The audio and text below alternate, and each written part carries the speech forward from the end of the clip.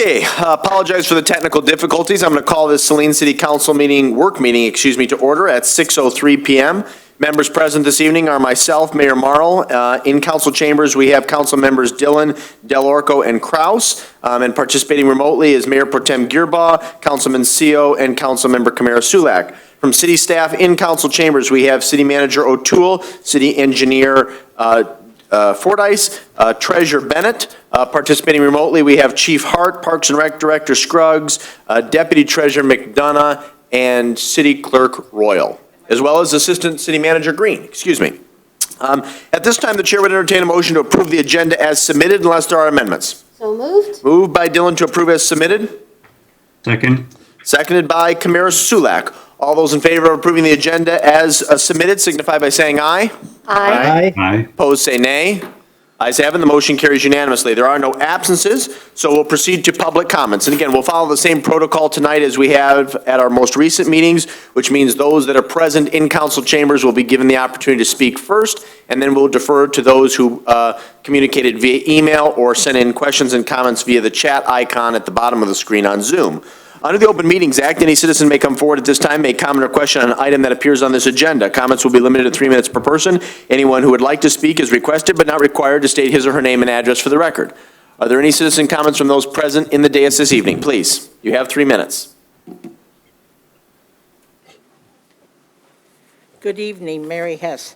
I noticed as far as the mausoleum, it appears that is the painting on the inside, it is really peeling off bad.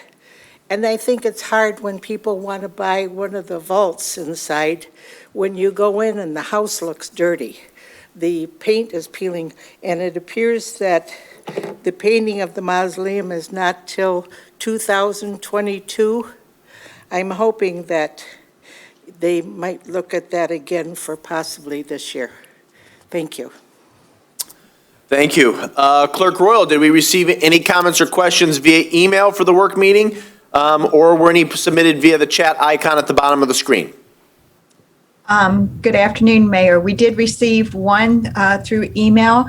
We are not accepting any chat emails anymore. We're asking people to connect on Facebook, so they would need to email me if they want to have comments. Noted. The one comment I have is from Kristen Mitchell. And she says, "Dear Council and City staff, thank you for your hard work that has gone into the capital improvement plan and budget.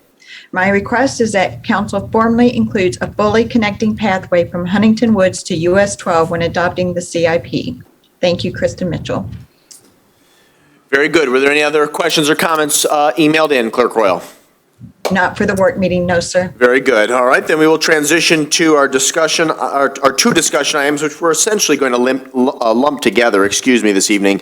It is the capital improvement plan for fiscal year 2022 through 2027 and the fiscal year 2022 general operating budget. In just a moment, I will turn it over to City Manager O'Toole to begin the discussion and presentation this evening. She will subsequently yield the floor to Treasurer Bennett, Deputy Treasurer McDonough, and then also City Engineer Fordyce. I do want to note, primarily for the public's benefit, some additional expenditures that are included in this proposed budget that do not, does not exist in the current operating budget. And this is outlined in a memo from City Treasurer Bennett dated March the 29th, 2021. So this proposed budget includes a SAGE compensation weighted wage adjustment for full-time non-union administrative employees at approximately 2.5%, police and Teamsters at 1% steps in longevity, police staff, including one full-time sergeant and one new additional officer, a $309,648 increase to MERS, and that's our annual required contribution. An FTE, a public relations employee, which I believe would be within IT, but specifically under the umbrella of the Treasurer Finance Office. And then capital improvements, including a Brecken Park path, soccer field irrigation, sewer camera, street roller, tack machine, and also proposed in fiscal year 2021-2022 budget is a new proposal to lease vehicles, including 2 police cars, 1 DPW truck with a plow, and 1 large plow truck. Again, I'll yield the floor to City Manager O'Toole in just a moment. As is our custom, we are presenting you this evening with a balanced budget. In keeping with our track record of being strong fiscal stewards, I think that staff and council have prudently and appropriately allocated and conserved funding over the past several years, and that is an approach that we will continue to use in the ensuing years and decades. I will note, and some of this is outlined on the regular meeting agenda, but we will be discussing the budget again on April the 19th at a work meeting beginning at 6 p.m.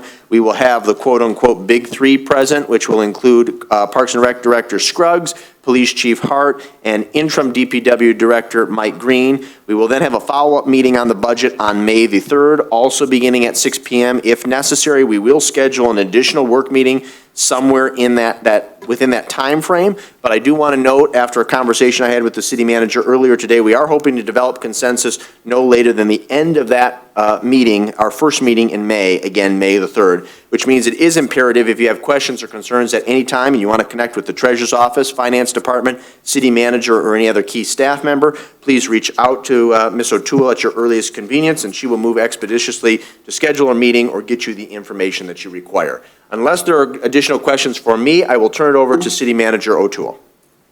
Thank you.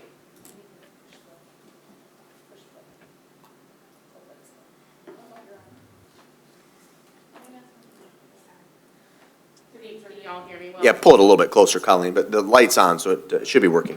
Well, thank you, Mayor Marl. I think you covered it quite well in terms of what we can expect in terms of new expenditures and revenue changes, both for finishing out this current fiscal year and the upcoming fiscal year 22. One thing to note, both in the capital improvement plan and the budget, we do include, or we do anticipate expending up to the full $8.3 million bond issuance that we discussed at our previous council meeting. We were able to identify additional economies of scale where we could roll in certain projects maybe a year or two earlier into the 22 and 23 fiscal years so that we can accelerate that timeline and capitalize on current market rates.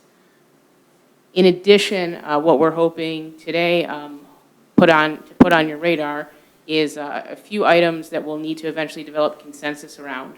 One is the increase from Saline Main Street in terms of their request to go up approximately $21,000 a year in their current agreement with the city. The other is, as referenced by Mayor Marl, a move to start leasing instead of outright purchasing vehicles. And we can talk in more depth about that either at this meeting, or we do anticipate at our April 19th meeting having a presentation from Enterprise, who is the lease group that we've been working with to kind of sort through this opportunity. And then, blanking on the third thing. Well, it'll come up to me in questions, but those are some of the main items we're kind of looking for consensus for right now. I guess I'll turn it over to maybe Mickey Joe first, and if I don't know if you have Joanne. If there's questions, Okay, Joanne's available for questions. I'm going to pull that microphone closer to you, Mickey Joe, and then you may begin when ready. Sure. So Brian really did a great consolidation of what we do have in here. I think the biggest change that we did this year that we haven't typically really reviewed is our LDFA2 district that we analyzed and decided that because we look, and I think this happened because we took such a good long look at our capital improvements and worked so hard to try to group these projects together, and knowing that our knowing that our LDFAs expire in the end of 2024, we wanted to make sure that we got the projects done with there, and we did a very in-depth analysis of the fund balance and the projects that are slated to happen in that district. And we thought at this time it was prudent to turn the excess fund balance back to the units. That includes the county, that includes the library, and that includes the community college, so that those units can use those funds for whatever they need. And it was a significant inclusion in our revenue, $268,000 for FY '21, and an additional $337,000, or I'm sorry, that was backwards, $268,000 for FY '22 and $337,000 in FY '21. So that was a substantial increase to our budget that really helped close the gap. We continue each year, we're faced with the challenge of taking those capital needs and figuring out how we're gonna swing our pretty much, I don't wanna say stagnant, but our reoccurring revenues and covering some of those costs. So that's something that as we progress, I would like to come up with some policies and move forward on that. But I mean, that kind of covers the budget where we're at. The proposed budget that you have in front of you does not we had the March Board of Review that came out, that the tax numbers, but when we ran those numbers, we're still in the black, which is always the first thing I want to see. What color is that bottom line? So our fund balance is still very close to what is in this memo here. We're waiting for the county to equalize before I put those numbers in as a final number.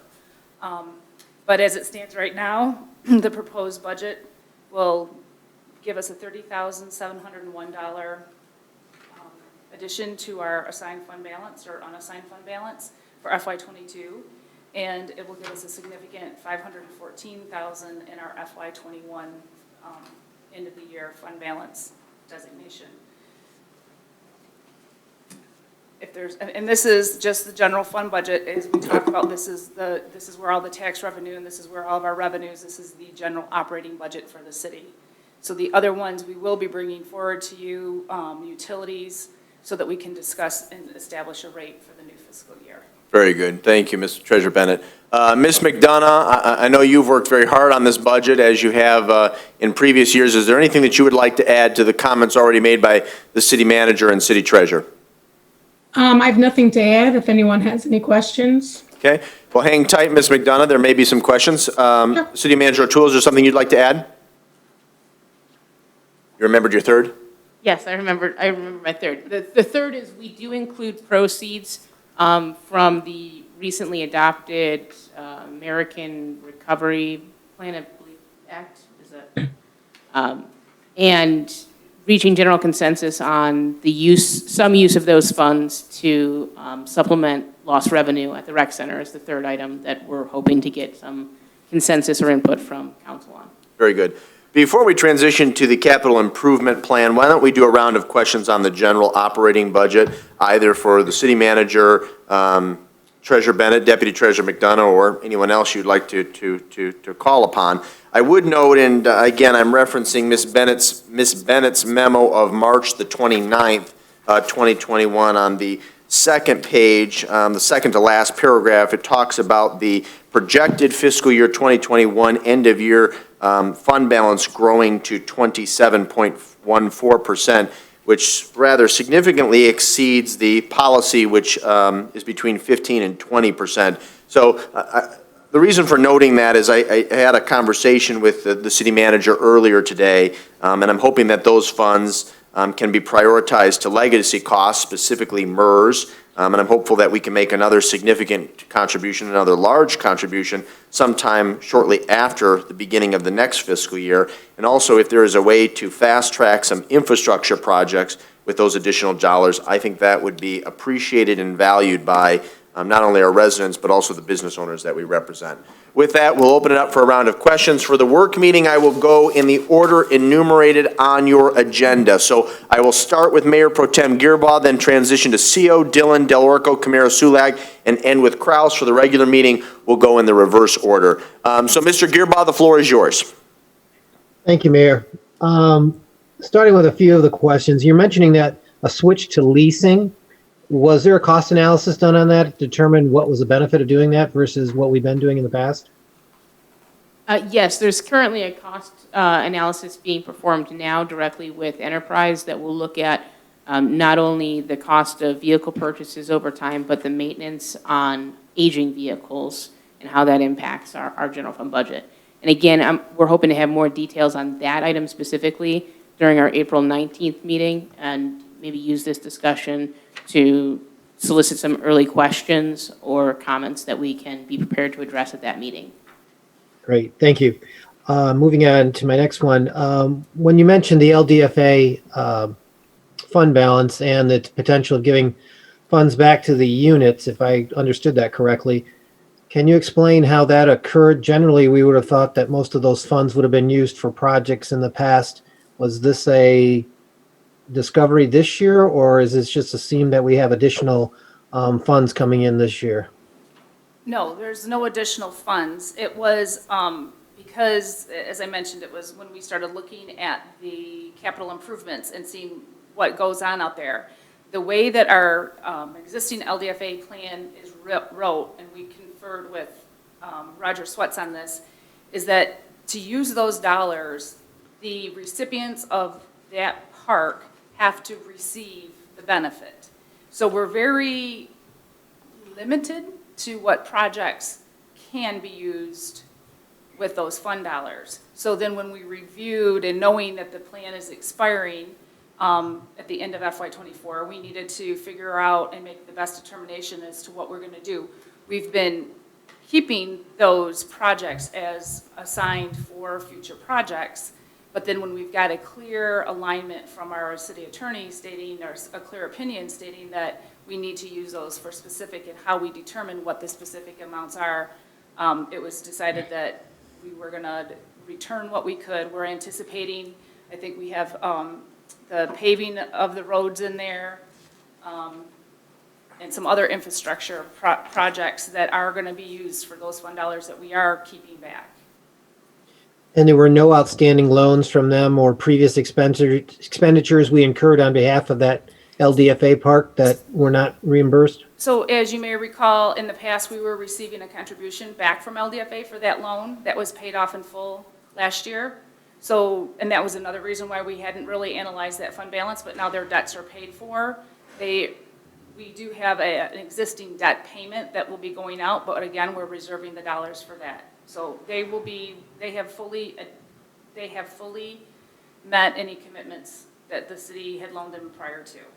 And that those dollars that we've taken back over the years are part of the assigned fund balances. And there were no projects or anything that we did in the past that benefited that LDFA park that we had. I just want to clarify that there isn't anything to which we would be owed that money. No, sir. Everything has been paid for out of LDFA as it comes up. Okay, thank you. One of the things, when you mentioned the ARP funds for being included in this budget, do we have a separate budget that identifies those funds not within? Do you have two sides of numbers that we can look at, one with and one without? Or how was it buried in? How was it put into the system? So it was put into the system, taking the calculation of $105 per capita, and with the understanding that we would be receiving half of that before the end of this fiscal year. We put the amount that we have currently loaned to the rec center, and what their projected deficit for FY21. We put that in, allocated that to the FY21 budget for the rec center, and then as a contribution out of the general fund to the rec center, and then the balance fell into our fund balance.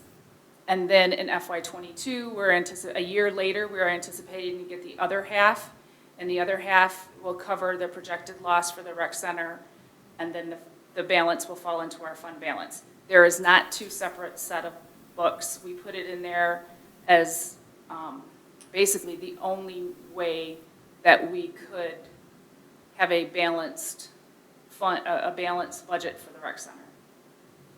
Okay. So if I look at your page 39 of 66, which has the comparables across of the different revenue sources and expenditures, where do I see the ARP funds? The ARP funds will show up under revenue. It's under federal revenue. Federal. Got it. Okay. Just want to make sure that was And those yeah, funds. FY21. Yeah, the FY20 amount for federal revenue also includes the CARES money that we've been receiving. in addition to the ARP stuff. The CARES is the COVID grants that we've received, has to be recorded in that line as well. Got it. Thank you. I was wondering what that additional 200,000 was. And then at the very end of it, you will see the contribution amount for 21 and 22. On the very last page of the general fund printout, you'll see the contribution to the Saline Rec Center for Okay. the difference. And then the balance falls out into the fund balance. Okay, thank you. When we looked at issues and how we were spending the ARP funds, were any of those identified for cost benefit issues in terms of potentially energy savings or other reductions in costs? And identified those type of projects that are things that we generally don't do because we don't have the funds? So my understanding from the seminars that I've been to is that the dollars could go towards infrastructure for utilities at this point, is what it is allowed for, lost revenue and broadband, so utilities and broadband. So potentially, we do have in the capital improvement budget, we do have to put broadband out to the rec center and the Department of Public Works. Those funds could be allocated from after we've met the revenue loss for the rec center, those could be allocated for that as well. Oh, so those funds could be used for the component that we haven't done because of insurance concerns and things like that? Correct, because it provides any infrastructure costs for your utilities or your, you could use it for broadband or utilities infrastructure. Excellent. And then my last question for now.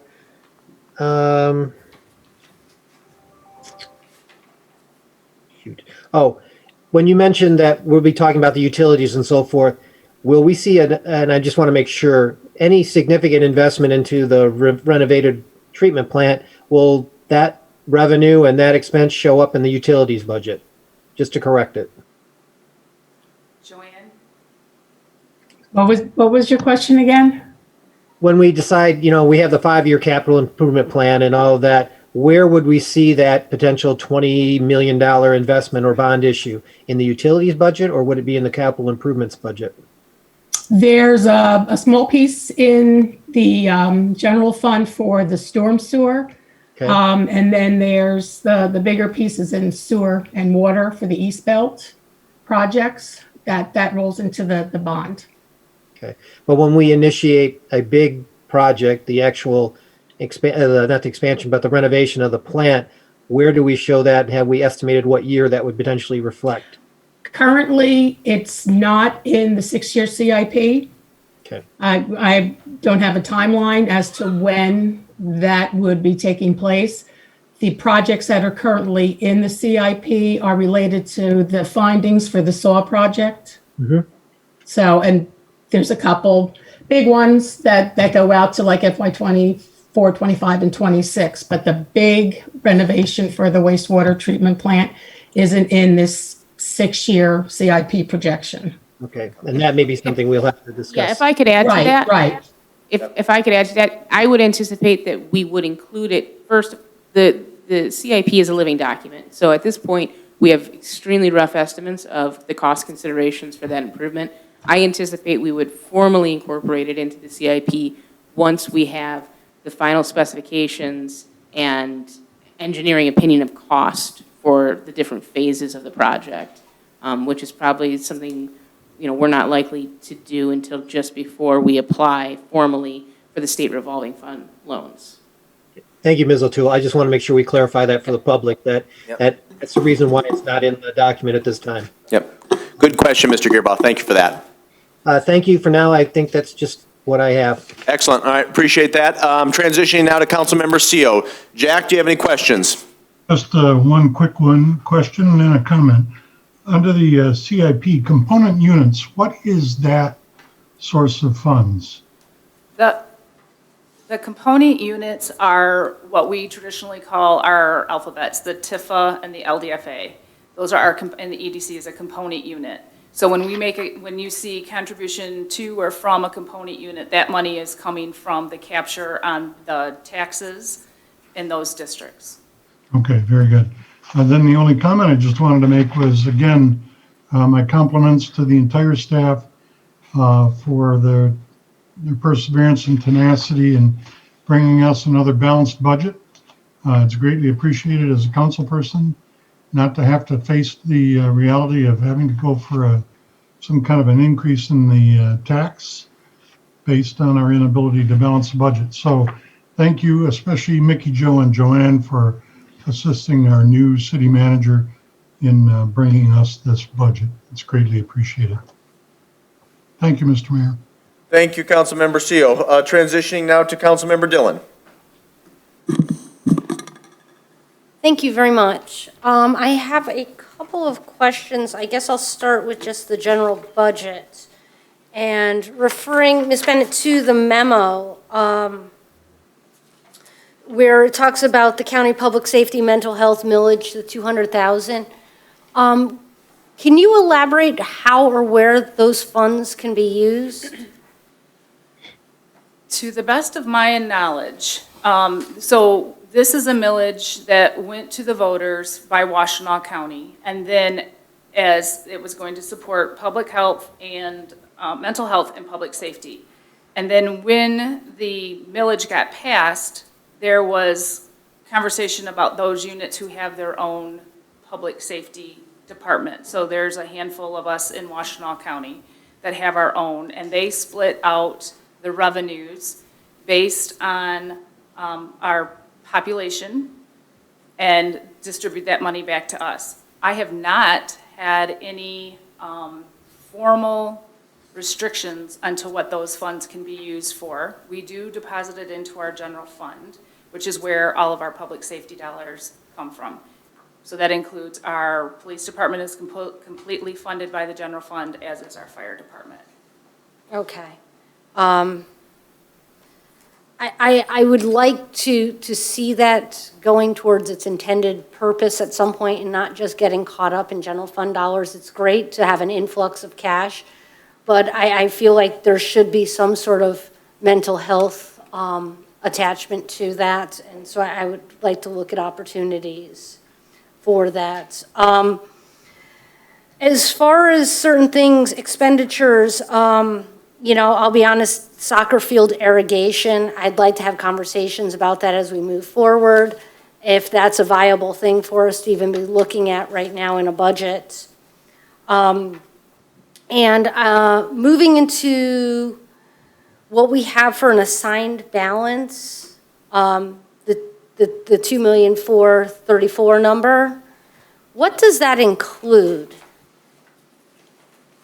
So your assigned fund balances, I kind of elaborate that in my second memo that went out in the package on the very last page.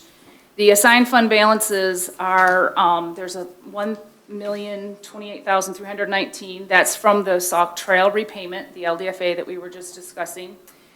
$1,099,000 is from, as you may recall, when they started doing away with the personal property tax, they enacted a replacement tax. There was major hesitation as to how we were going to be funded at 100%. So when we received our first check, it was in much way excess because the state had collected more than they anticipated and they distributed extra to all units. And that happened the first 2 years for sure, possibly 3. And we assigned those fund balances as a conversation by the city council. We discussed that we were going to put those aside in the event that there were more negative legislative changes like doing away with the tax. So we assigned those fund balances. And then there's $100,000 of unfunded liabilities. Earlier this year, the council made a decision to support and loan the rec center $300,000. And I believe Councilmember Gearbaugh wanted to reserve $100,000 of our assigned fund balance from a prior year to go towards that loan to the rec center. With the the American Rescue Plan, with those funds coming in, we're not handling that as a loan to the rec center, so we removed that loan out of this budget and put that $100,000 back towards back into that assignment. Okay, I appreciate that. Thank you very much for that information. I guess I'm just trying to sort of kind of connect all the dots and trying to work on that. I guess that's where I'm struggling, because I feel like there's 3 different buckets right now for rec center. And like there's loans, there's assigned, there's unassigned, there's ARP.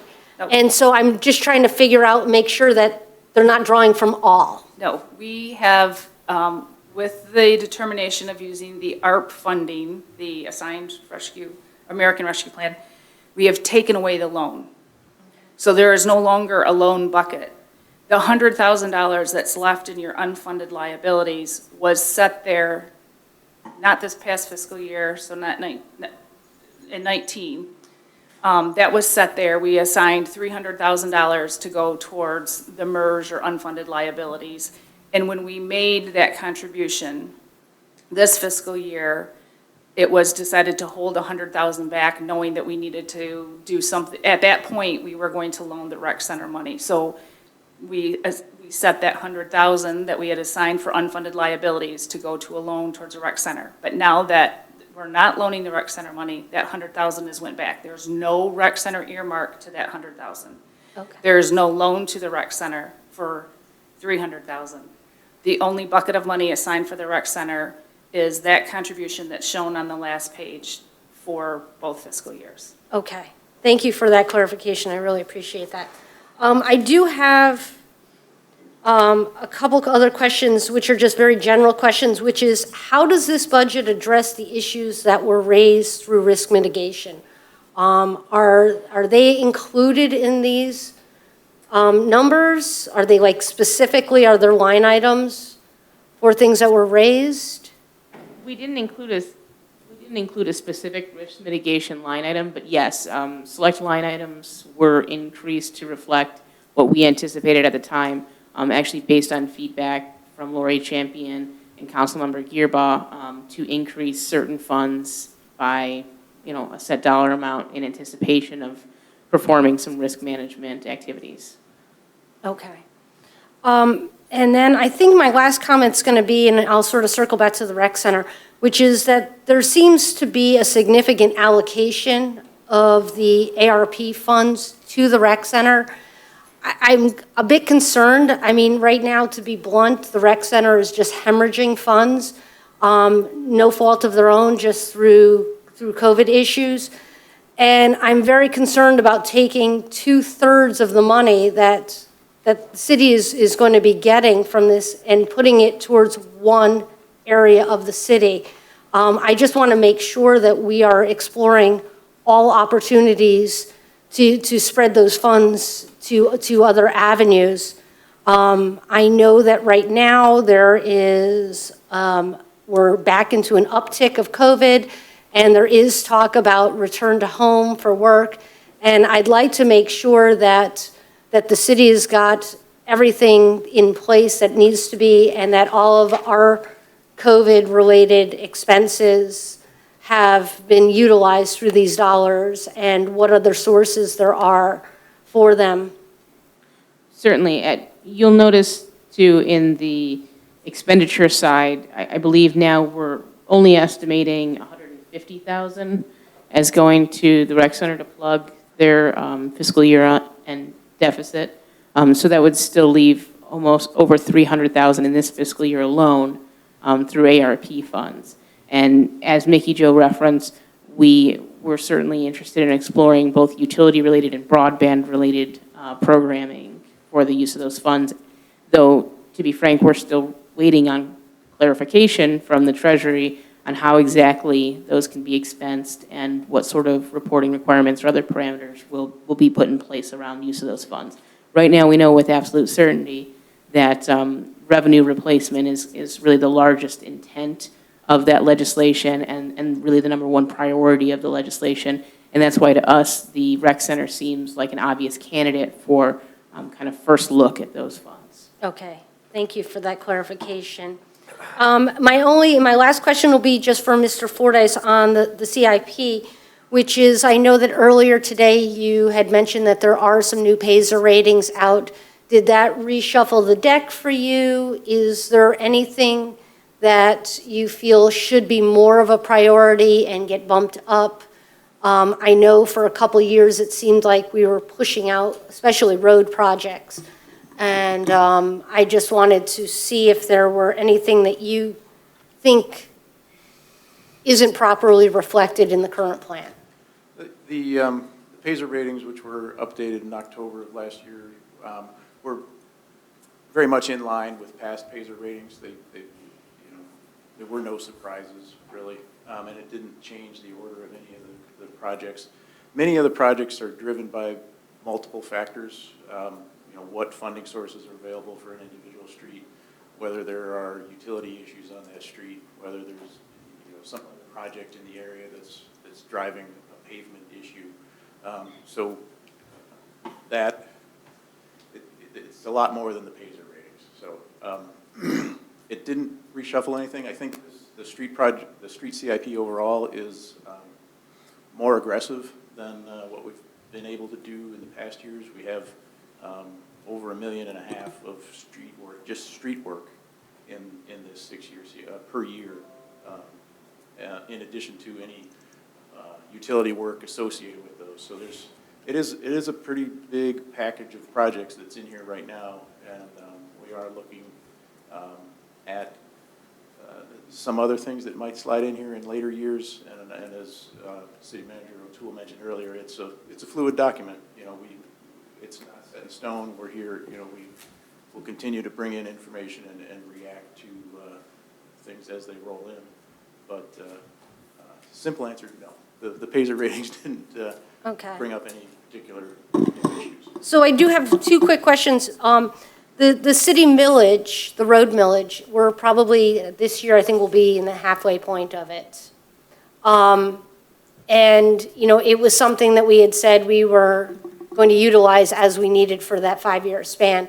So we're obviously, we're going to need those funds moving forward. Is that something that we need to be looking at as a city, renewing that millage? Are there other funding sources? Is there something coming up where we're, I guess, does the bond money help shuffle the deck a little bit and take any of the pressure off of that millage? I think in the bond issuance, we decided to not include street costs in there. So, correct. Yeah, so the bond is just covering the utility aspects of street projects, and we are funding the actual pavement work through our normal funding procedures, including that city millage. And yeah, that has been very valuable. The expanded amount of work that we did this past construction season and the construction season before that, citywide, and our average PASER rating went up almost a full point just in those 2 years, which it's pretty dramatic. Usually that doesn't happen. And with this pace and keeping that city millage in there, I think we'll be able to continue to show those kind of improvements. So right now in the CIP, it's assuming that the city millage is not renewed. Right, I see that it sort of has dropped off. Zero's out there, yeah. But I do think, we'll be able to show the results, and I would suggest attempting a renewal of it. Okay, I appreciate that.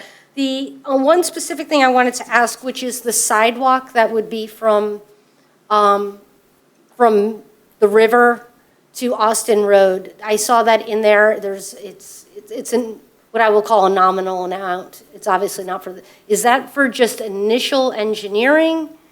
And my concern is that with Andalina Farms coming on and, any further expansion to the west, that sidewalk is just critical. I mean, it's been necessary for at least 10 years now.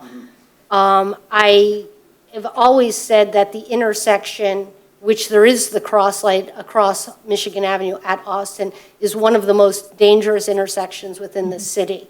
And I think if there's any opportunity to not have to have pedestrians crossing Michigan Avenue to gain access to town, it's something that the city should definitely pursue. Yeah, I think there's $170,000 in there. Correct, that's what I said. That's a very preliminary construction cost estimate. We do have concept plans for that sidewalk. They're not design plans. It's not a bid document yet, but we are proceeding with that with the intent to construct it in I believe it's in there for either 22 or 23. In fact, I just walked the site with the design engineer today, so. And that is something that the city would absorb the cost of, because I know it would traverse several properties. Would the city levy taxes on those properties for that, or is this going to be a city expense? As budgeted right now, I believe it's a straight-up city expense. I do think we have the authority to explore a special assessment for that. And it might even be simpler than that as a sidewalk. I think there's kind of a built-in mechanism. So I guess if council wanted us to explore that option, we can start looking into that. I just didn't know whether that was something that was being explored. And then my last question is piggybacking on sidewalks. Does this budget include sidewalk rehabs and any growth of city sidewalk plans? It has additional rehab projects in it, similar to what we've done 2 and 3 years ago. I don't think it has expansion of anything other than that west side sidewalk. There may be a Felicia frontage sidewalk. Pull up that section. That's okay. I don't need to get detail from you. I just wasn't sure whether there was anything in there that stood out to you. And so with that, Mayor, I'll yield the Thank you. floor. Thank you. Yep, I do need to move on. So, Councilmember Del Orco, and be mindful, folks, I've got less than 15 minutes here. So if you could try to be abbreviated in your comments or questions, that would be much appreciated. Thank you, Mayor. Yeah, I'll defer most of my questions to a subsequent meeting in the interest of time, but I did want to focus my attention on one aspect that I see as an anomaly to this planning and budgeting season, which is the employee compensated absences. Mrs. Bennett, you spent a significant amount of time in your memo going over the immediate and critical concerns that we're facing with a 5-year spell of several employees, 14 approaching retirement age, and highlighting the fact that we have not been setting aside funds for this expense, the employee compensated absences.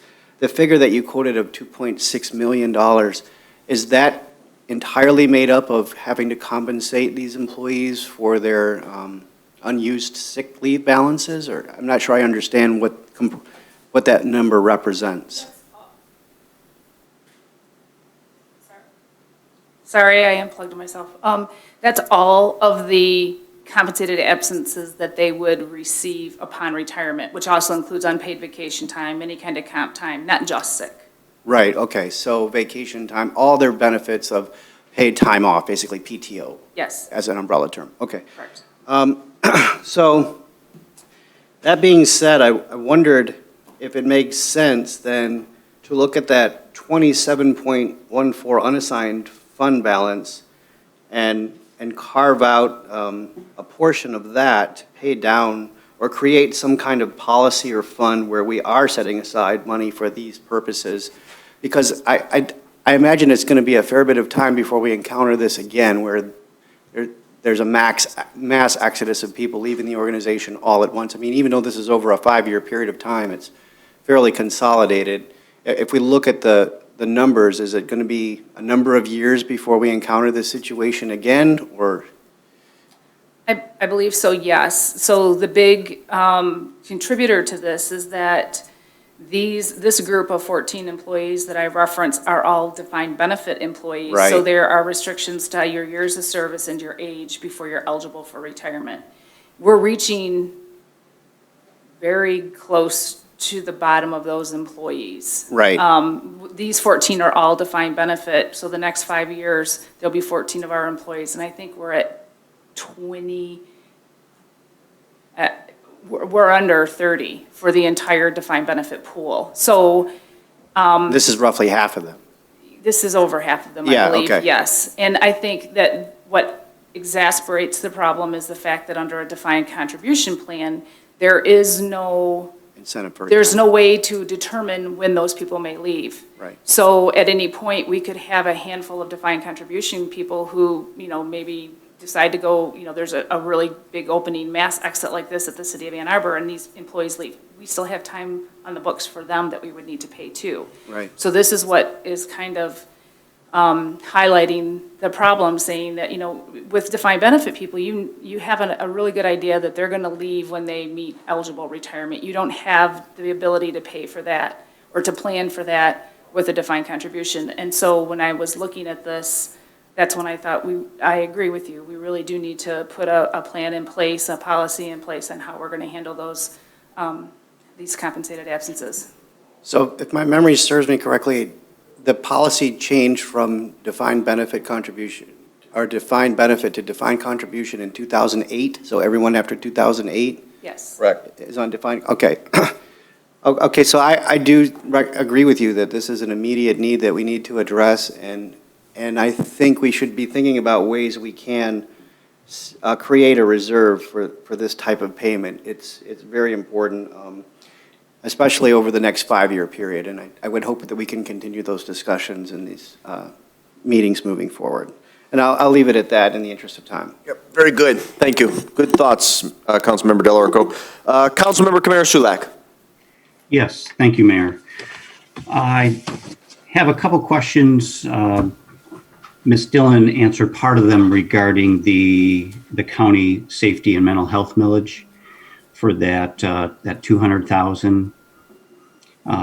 I'm happy to see that. I think that's definitely needed as we talk about, community policing and how our police department is one of the best. I have a question. Do we have any initial thoughts on the use for those funds? Because I agree that they need to be used for their specific intended use. And I think some of that would be well to take some of that burden off of our police officers. As we know, they spend, a material amount of time, dealing with mental health issues. So Perhaps Chief Hart could jump in here if he's still on the call. My understanding when the county first proposed the public safety mental health millage was that Treasurer Bennett, let me take a step back. I think Treasurer Bennett made reference to this during her opening remarks, but my understanding is that municipalities that maintain an independent autonomous dispatch communication center, some of those funds were intended to help subsidize or cover the costs of providing that service.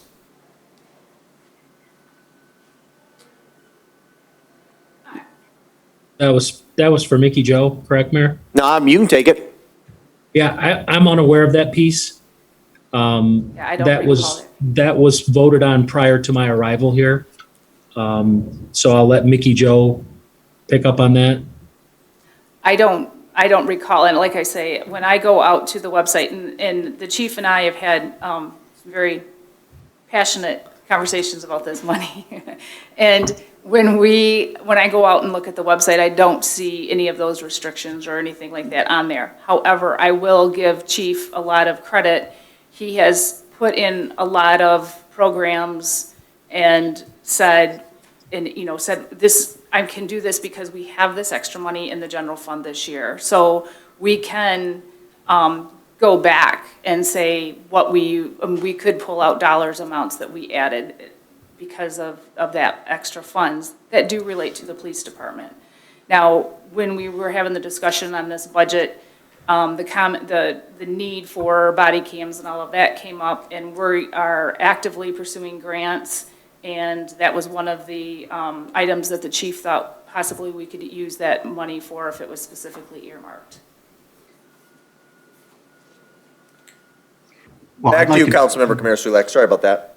It's okay. I'd like to be included in those conversations as far as looking into what's the best use for those funds within the mental health field.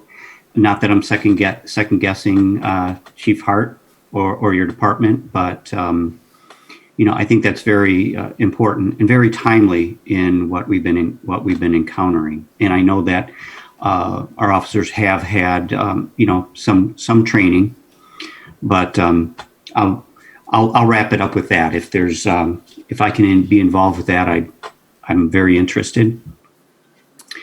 And I'll go to my second item, which fortunately, Mr. Del Orco stole most of my thunder. You'd almost think that we had a conversation about it, but that really jumped out at me because that's a staggering liability. I really hope that we can find a vehicle to be able to put those funds aside, because 2.6 million obviously is a large amount. I hope we're not going to be facing that, in the next year or two. I don't know if it's appropriate to ask how and when will these funds, these liabilities be factored into our budget? How are we? So typically, when a individual has made it known to their department heads that they are retiring, within that fiscal year is when we amend and reflect the budget to reflect those changes. And it just happens upon that announcement. Okay. So if someone were to say that they're going to retire at let's say at the end of May, how would we pay for So at that? at this point, the policy and the practice that we've used in the past, I think is what you're trying to get to. I'm sorry if I cut you off, but what we've No, it's done, what we've done in the past is when that announcement is made, then the budget gets amended to reflect those payouts, and we usually use unassigned fund balance to cover the gap, Okay. which unassigned fund balance, we have unassigned fund balance, but that's our rainy day money that is, we have a policy that says we're going to keep that at 20%. And these liabilities could exceed that at any, if there, there were 5 of them who are eligible. That doesn't mean all 5 of those people are going to walk out the door in FY22, but there are 5 people who, if need be, could potentially walk out the door in FY22, and then we would have to amend the budget to reflect it. And that's what's happened in the past. Okay. So I know that the finance team is looking into that, and I appreciate that research. I'm just concerned. This is we don't know when this is going to come up, but of how that would affect our unassigned fund balances, being that it could happen at any time. So one last question with that. So there isn't a best practices of how other municipalities have dealt with this type of significant liability? I believe the GFOA has some best practices out there. Those are some of the information that I'm researching and getting so that we can have a more time, less time restricted conversation about how we pursue with that. But yes, assigning some fund dollars for that is typically what I've been seeing as best practices. Okay. Well, thank you for looking into that and bringing that to all of our attention. Obviously, that is a very critical component of our budgeting. So I look forward to finding out how we can handle that situation. And thank you for all your hard work. This has been a lot of information to digest, but very well laid out. So thank you. Thank you, Councilmember Kamara Sulek, and Councilmember Kraus. I apologize. We got about 1 or 2 minutes, but if you've got a couple questions, you may ask them, and we'll be sure to start with you first when we reconvene on the budget in 2 weeks. Thank you. I'm going to actually, because I'm new, I'm going to meet with Ms. O'Toole and Ms. Bennett next week to go over this and answer my questions. Very good. Mickey Joe, or Treasurer Bennett, because it was referenced a couple times, specifically this matter regarding to payouts and utilizing the unrestricted fund balance, can you state again for the record and for council's benefit the exact dollar amount that's in that fund currently? There is nothing. In what fund? Excuse me, how the dollar amount for unrestricted fund balance? So it's estimated. Correct.